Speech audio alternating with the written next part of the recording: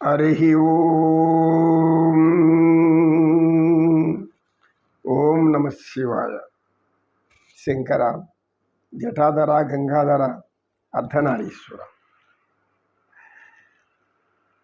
స్త్రీలకు అర్ధాంగి అనే పేరు ఎందుకు వచ్చిందంటే, సగం పురుషుడిలో స్త్రీ యొక్క శరీరాన్ని సగం పురుషుడు భాగం ఇచ్చేశాడు వివాహమైన తర్వాత. కనుక అతని స్త్రీలను, పెళ్ళైన వాళ్ళని అర్ధాంగి అంటారు. ఓం నమ శివాయ. ఒక యువతి గురువుగారు చిన్న ప్రశ్న వేసింది. గురుగారు, బోధించేవారు అనేక మంది ఉంటారు, అనేక బోధనలు చేస్తూ ఉన్నారు.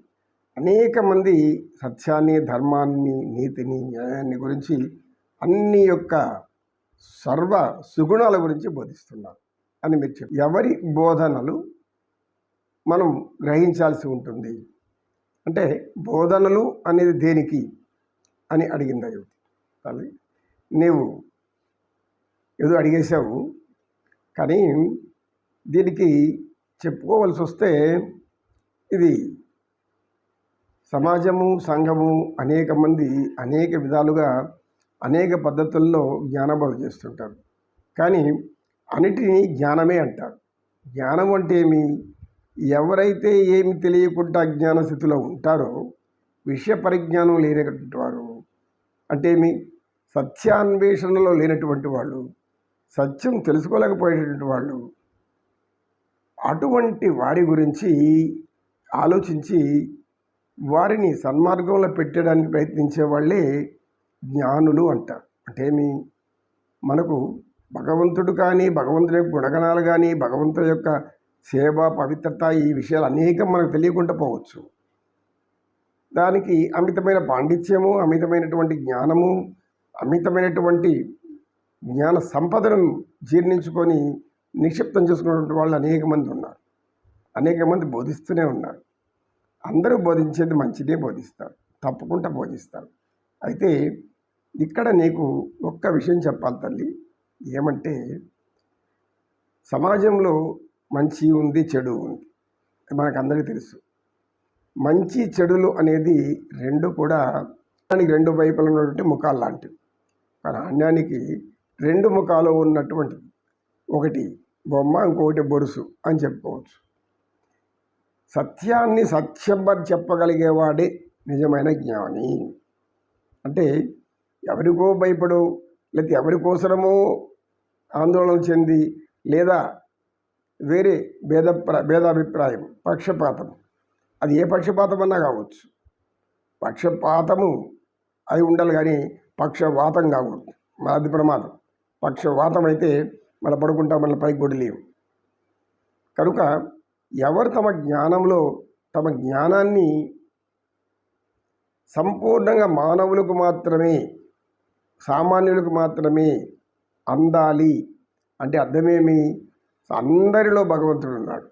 అయితే అందరిలో ఉన్న భగవంతుడు జ్ఞానం లేని దానివల్ల అందరూ తమలో దైవం ఉన్నాడని తెలుసుకోలేకపోతున్నారు. ఆ దైవాన్ని మేలుకొల్లిపోయాడే నిజమైనటువంటి జ్ఞాని. మనలో నిద్రపోతున్నటువంటి, నిద్రాణమై ఉన్నటువంటి ఒక క్షిప్త స్థితిలో నుంచి విక్షిప్త స్థితిలో ఉండిపోయినటువంటి, క్షిప్తము అంటే మనం చేసేటటువంటి అన్ని మంచి చెడు పనులు, విక్షిప్తము అంటే దానికి వ్యతిరేకమైన పనులు, అందు నుంచి బయటపడే పనులు. ఈ స్థితిలో ఉన్న వారిని మంచి స్థితికి తీసుకెళ్తారో, జ్ఞానం కలిగేలాగా చేస్తారో అటువంటి వాళ్ళు నిజమైన జ్ఞానులు అంటారు స్వామి వివేకానంద. చైతన్యం మేల్కొల్పాలి. నీలో చైతన్యం ఉన్నది, దాన్ని నిద్రలేపాలి. నీలో జ్ఞానం ఉంది, దాన్ని నిద్రలేపాలి. నిద్రలేపి నీకు తెలిసేలాగా, నీకు నువ్వే దాన్ని ఆనందించి అనుభవించేలాగా చేసేదే జ్ఞానము. జ్ఞానం అంటే అర్థమైందా? జ్ఞానము అంటే మనం చెప్పేది సత్యమైనప్పుడు ఎవ్వరికి భయపడకూడదు. ఎవ్వరికి కూడా ఎవరి గురించో ఆలోచించుకొని మనం దాన్ని వక్రీకరించి చెప్పకూడదు. ఎందుకు? ఏదో ఒక పక్షపాతం లోపల పెట్టుకోండి. దానికి అనేక మతాలు, కులాలు, జాతులు ఏమో ఉన్నాయి.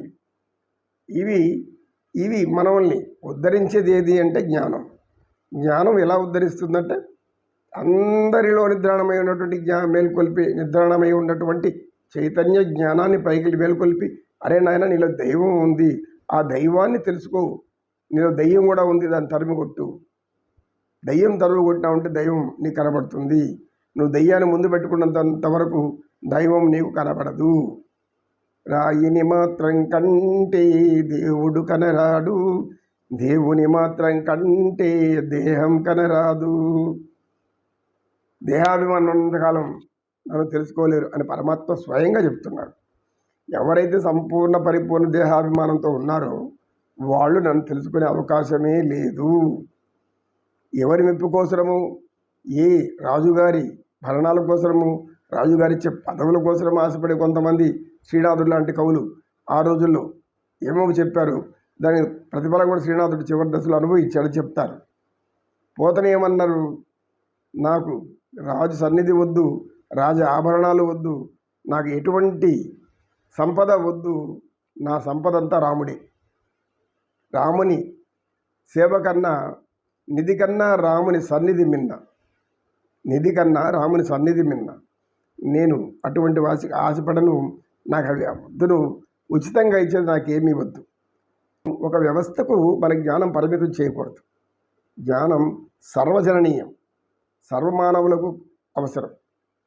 అజ్ఞానంతో తెలిసి చేయాలని పనులు చేస్తుంటారు. ఏం చేయాలి అప్పుడు? వాళ్ళకి జ్ఞానం కలిగించాలంటే చేయరు కదా పనులు. అదే నువ్వు చేస్తున్నది వల్ల ఇటువంటి ఫలితాలు వస్తాయంటే చేయరు కదా. కనుక ఎవరైతే ఎటువంటి వివక్షత లేకుండా, ఎటువంటి పక్షపాత ధోరణి లేకుండా సర్వమానవులందరికీ జ్ఞానం అవసరము అని ఎవరు చెప్తారో అటువంటి వాళ్ళు నమ్మాలి మనం. చాలామంది ఉన్నారు అటువంటి వాళ్ళు. ఇదివరకే మీరు చూస్తారు.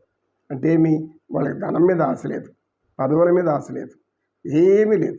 వాళ్ళకి కావాల్సింది అంత ఆహారం, వాళ్ళకి భగవంతుడు ఇచ్చిన జ్ఞానాన్ని 10 మందికి చెప్పడం, అదే చేశారు వాళ్ళు. అటువంటి వాళ్ళు అనేక మందిని మనం తెలుసుకోవచ్చు. ఇప్పుడు నీ ప్రశ్నకు సరైన సమాధానం దొరికిందా తల్లి అని అన్నాడు.